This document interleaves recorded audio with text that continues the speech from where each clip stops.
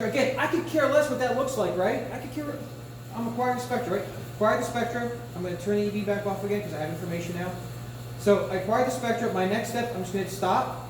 My next step was to ID it. It remembered what I labeled from before, just to let you know. It's not smart. It remembered it. And so now, okay, so it labeled everything. I get rid of that, and I can just go analyze. There's my numbers. Great. Now I can file flowchart, add text to Spectra. Okay, I want to add text. Let's throw a text window up. This is sample blah, blah, blah. Okay, let's put blah, blah, blah wherever we like. We can right click on blah, blah, blah, look at its properties, change the color from red to any color we like, change the font sizes to any colors we like there. We can do whatever we want with this. Change, it's fully Windows compatible, everything. So, we could also, point an arrow. Hey, that peak is a peak of interest. I can right click on the arrow, look at the arrow's properties, change the width of the arrow, change the color of the arrow, change the angle of the arrow. The alphanumeric annotation in the IXRF system is second to none. It's incredible.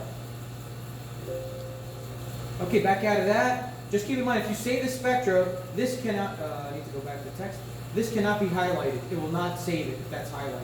You need to come off it, left click your mouse, unhighlight it. Same thing with the arrow. It can't be highlighted, it won't save it.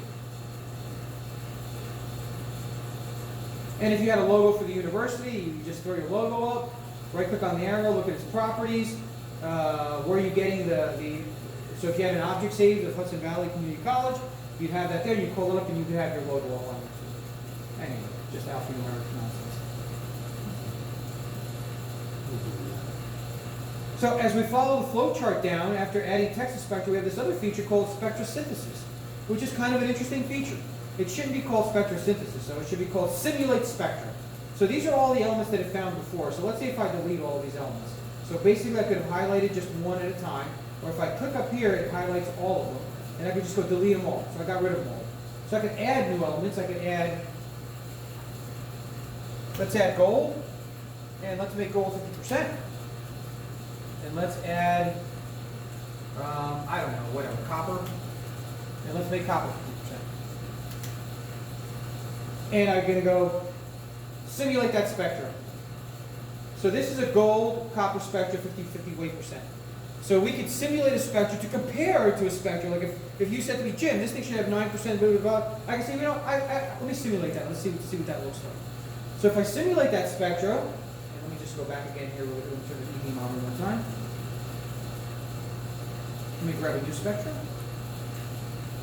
Stop, great. And let me stop that too, fantastic. So now I've got two windows open realistically, right? If I shrink this window down, I've got two windows open. So if I wanted to compare these spectras, I could do a file save as, or the next window we see is compare the spectra, right? So if I had a spectra saved, I could just overlay it on that. But the easiest way of comparing spectra is to hold your control button down.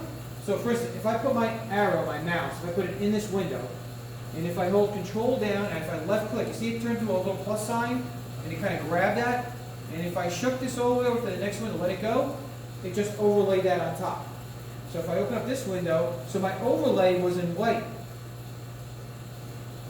If I do it the other way, I could go the other way, this will look a little bit different. So if I go the other way, if I hold control down, grab this guy, throw him over there, let him go. Yeah. So Spectra number 8 overlaid on that new Spectra that I acquired. So we could see the overlays very easily. And we could compare, we could overlay as many as we want. It's a nice feature. I like using it. But the Spectra Synthesis, I don't know practical application of it other than what I just went over. Are those golds, are those L's? On the gold, you're going to have all the shells. Those are showing all the shells. You're going to have M, you're going to have Okay, L gamma, you're going to have L's over here, so a whole bunch. I was just curious. Yeah, also, just to let you know, when you do the analysis, see it right now, it's saying it's looking at the copper K alpha and the gold L alpha. If we right click on this and look at its properties and go to the quantitation tab, if we go to the quantitation tab here and we go to, see the quantitation window here, do you see that? I can't read. All right, well, it says quantitation, it throws a little window up here. Basically, you go to advanced, and here it tells you what line it looked at to analyze. Well, if we change from the goal line to the M line, it'll analyze the M instead. So the software is very versatile to go back in and say which shell do you want to look at for the analysis. That really helps out in mapping, because sometimes you'll get a map, and it'll be colored very, very light because you looked at the wrong shell, then you'll say, I want to look at the M shell, or whatever shell you want. And then all of a sudden, it'll just fill in the map and it'll look beautiful.